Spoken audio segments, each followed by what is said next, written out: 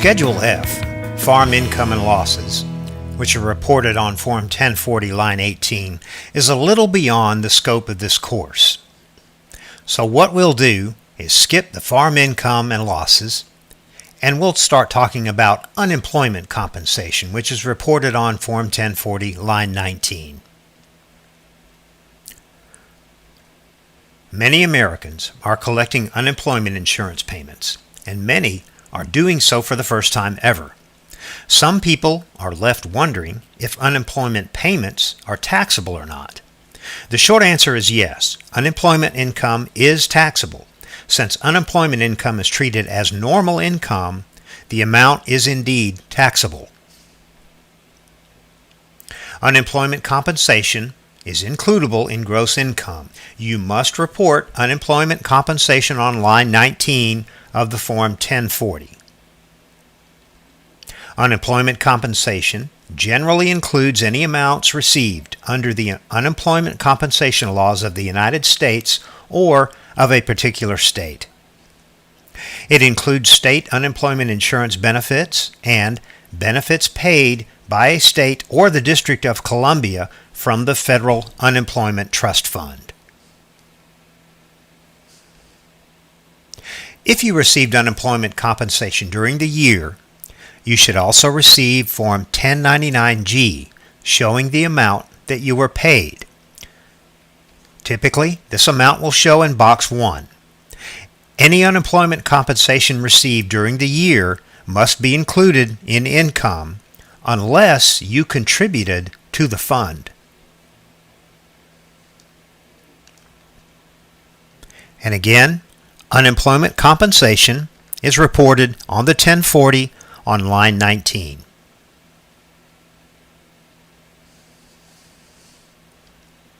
So in summary, unemployment is any amount received under an unemployment compensation law of the United States or of a state in the United States. It's reported on Form 1099-G, taxable in most all cases, and it's not considered earned income for calculating the earned income credit. And we'll talk more about the earned income credit in an upcoming module. Now let's move on to Social Security and Railroad Retirement, 1040, line 20. Social Security benefits may be non-taxable or partially taxable depending on the total income from other sources. If the only income received during the tax year was Social Security or equivalent railroad retirement benefits, the benefits are probably not taxable and you probably won't have to file a tax return. This is according to the IRS. How much, if any, of your Social Security benefits are taxable depends on your total income and your marital status.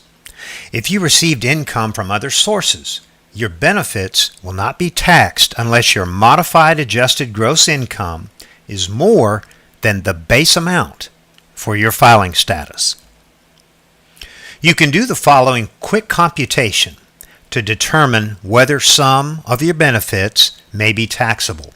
First, add 1/2 of the total Social Security benefits that you received to all of your other income, including any tax-exempt interest and other exclusions from income. Then, compare this total to the base amount for your filing status. If the total is more than your base amount, then some of your benefits may be taxable.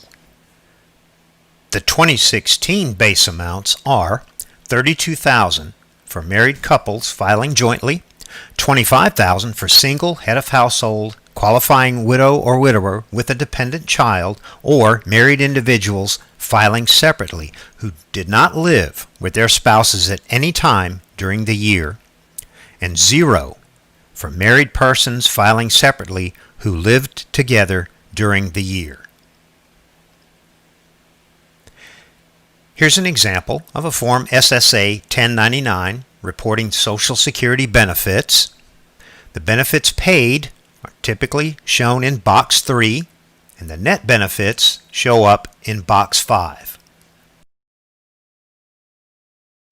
Here's an example. You and your wife are filing a married filing joint tax return for 2016. You both received Social Security benefits during the tax year. You received a Form SSA 1099 showing benefits of $7,500 in Box 5, and your wife received a 1099 showing benefits of $3,500 in Box 5 on her form. Your total combined W-2 wages for the year turned out to be $22,500. So how much of your Social Security benefits are taxable? Well, here's a worksheet, a quick way to check if the benefits are taxable. The base amount for 2016 is $32,000 for married couples filing jointly. So therefore, in this particular case, none of the Social Security benefits are taxable. We totaled up line A, the total amounts from Box 5 of all the Forms SSA 1099 turned out to be $11,000. One half of this amount on line B is $5,500. The wages, as we were told, $22,500. So the total of lines B, C, and D is $28,000. The base amount, once again, for married couples filing jointly, $32,000. So none of the Social Security benefits in this case are taxable. Now let's assume the same scenario as previously described, except the combined wages in this case are $45,600. So how much of the Social Security benefits would be taxable in this case?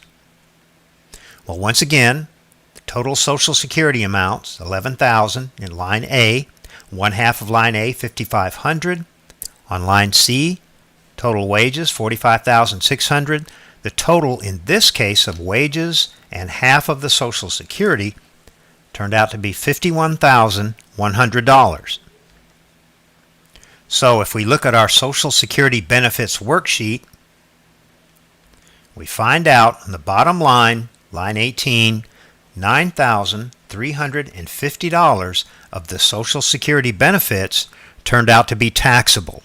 The total benefits are reported on line 20A of the 1040. The taxable amount is reported on line 20B.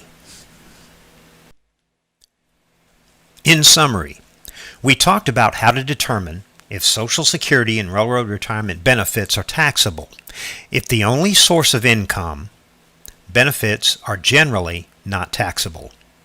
If there was other income on the return, complete the Social Security benefits worksheet in order to calculate the taxable portion. Now let's move on to other income on Form 1040, line 21. We use line 21 on the 1040 to report income that's not reported on any other line. In general, you shouldn't use line 21 to report income that's reported on a 1099 miscellaneous form. Generally, income on a 1099 miscellaneous is reported on Schedule C.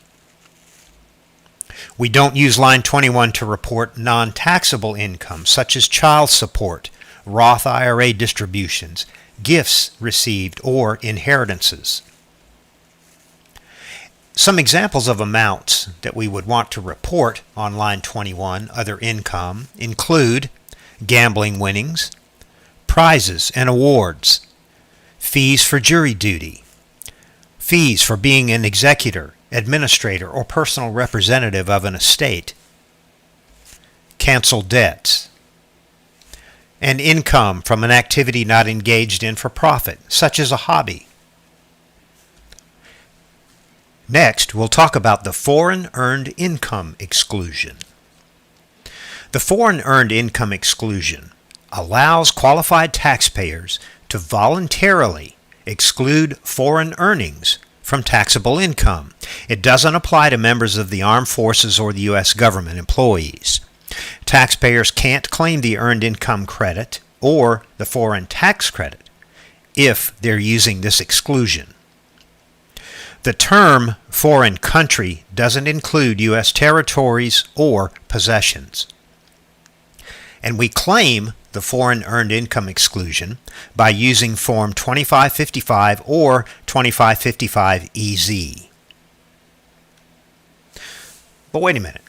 I thought we were talking about income, not income exclusions.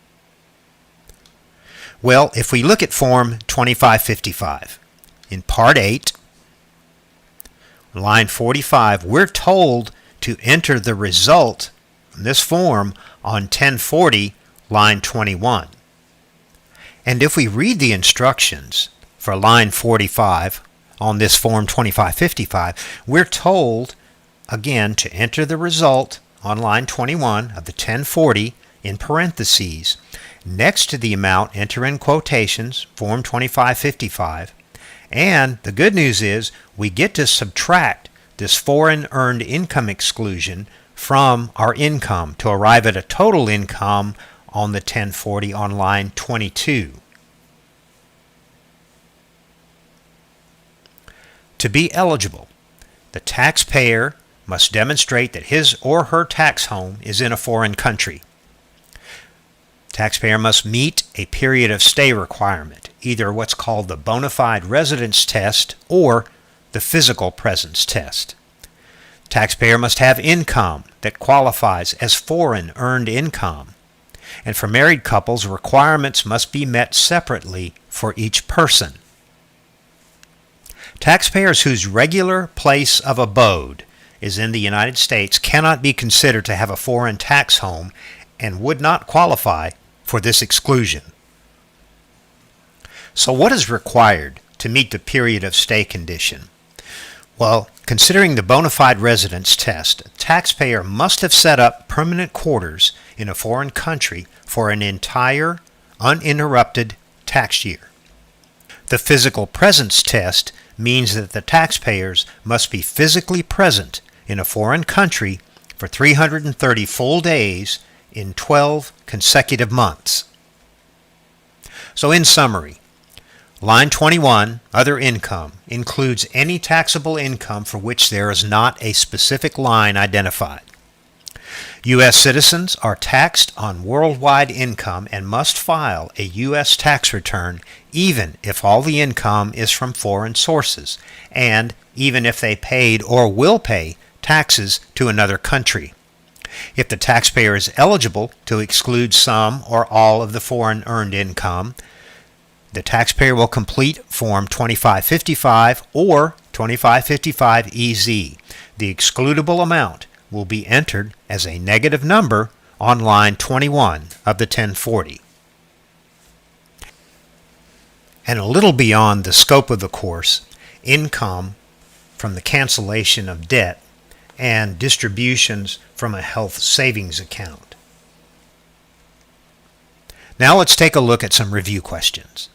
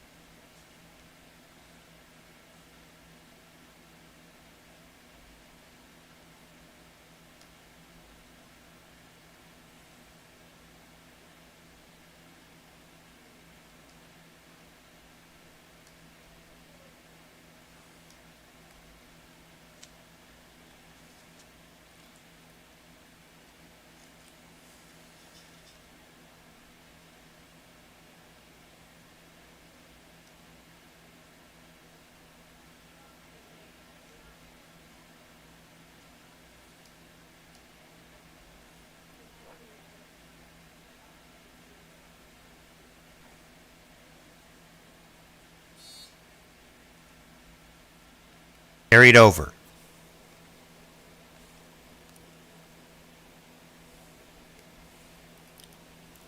So, the capital loss carryover rules very quickly. First, any capital loss that's not used in the current year can be carried over indefinitely in order to offset future capital gains.